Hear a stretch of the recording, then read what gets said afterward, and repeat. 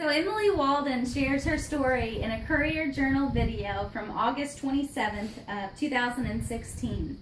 Emily Walden talks about her son TJ and how she lost him to an overdose 4 years ago. TJ was a good kid. He went to Trinity High School. He joined the Kentucky National Guard. TJ made a bad decision, which led to an addiction, which later cost him his life. In a Walmart parking lot, a woman turns blue. She loses consciousness. Someone calls 911. Luckily, there was a police officer in the parking lot who just 3 weeks before this call had been given a naloxone kit and trained on how to use it. He was able to pull out the kit, administer the reversal drug, and then within 1 minute, she was revived. This story was shared in a New York Times article from June 12, 2014. Headlines read, "Anti-overdose drug becoming an everyday part of police work." In this article, Matthew Sesto, who is the police officer, he shares his story about how this reversal drug is literally saving lives. On May 27, 2014, the New York Police Department, they began equipping and training their officers on how to use the naloxone reversal drug. Just 3 weeks later is when he got this call and was able to save this woman's life. These stories are just a speck of sand compared to the many stories and lives that have been affected by this national drug epidemic. So in this speech, we'll look at some causes of this problem and a solution to combat this problem.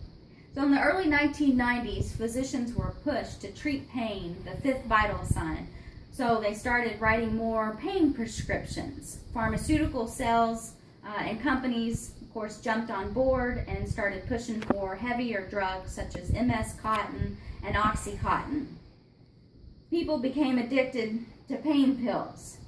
Drug clinics started popping up where people were able to come in and get these pain prescriptions with little to no questions asked. When people were addicted to these pain medications, they started turning to heavier drugs, which is where we are today with this national drug epidemic problem.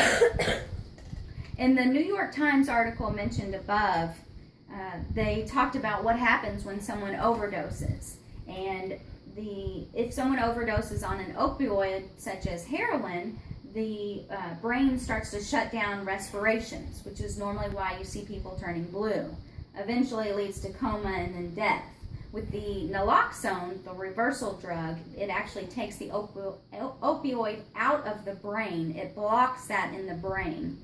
And the nasal spray is given in the nostrils, and we all have a rich blood vessel collection in our nostrils, making the response immediate.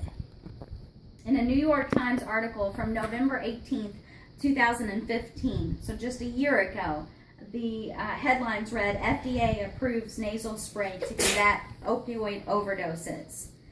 This article explains how the naloxone, or Narcan is the other name for it, was FDA approved to be used as a nasal spray.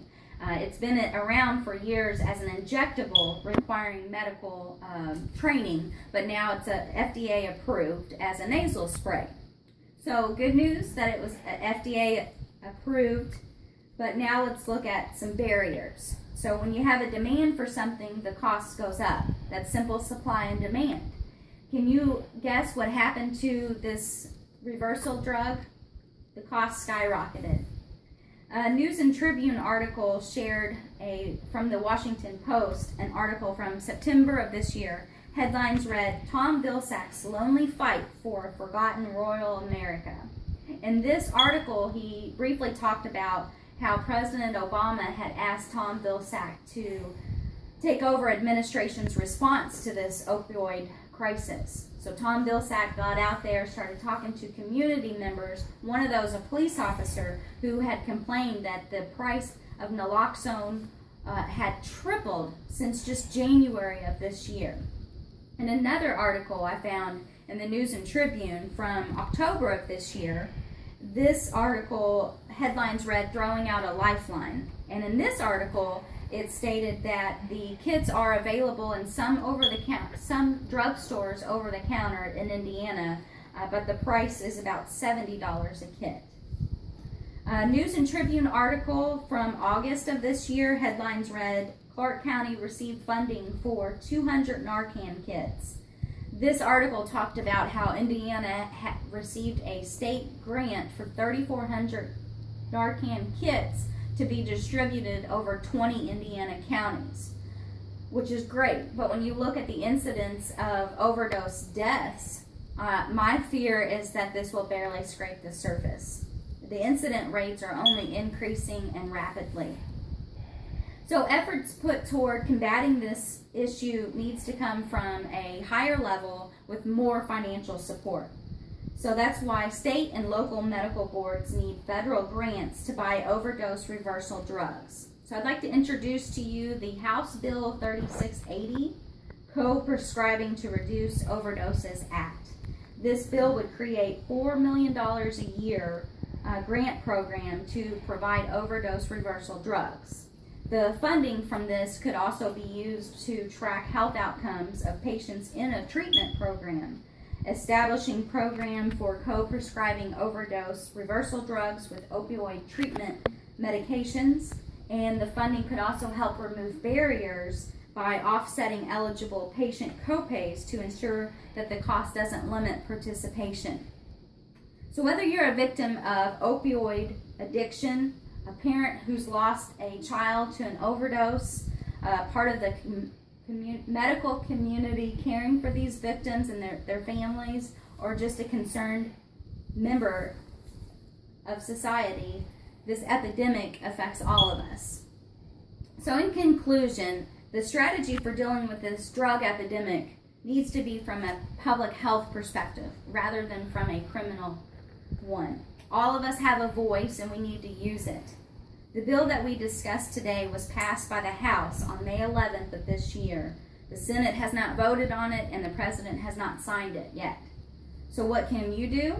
You can call up your Senate, contact them, write them, email them.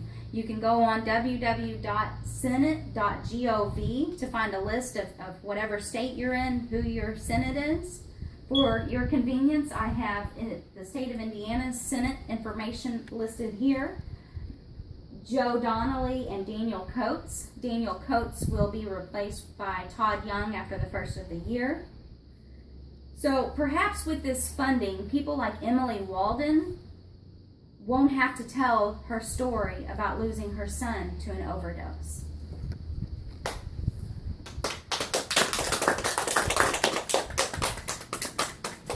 Now you get that on graduation.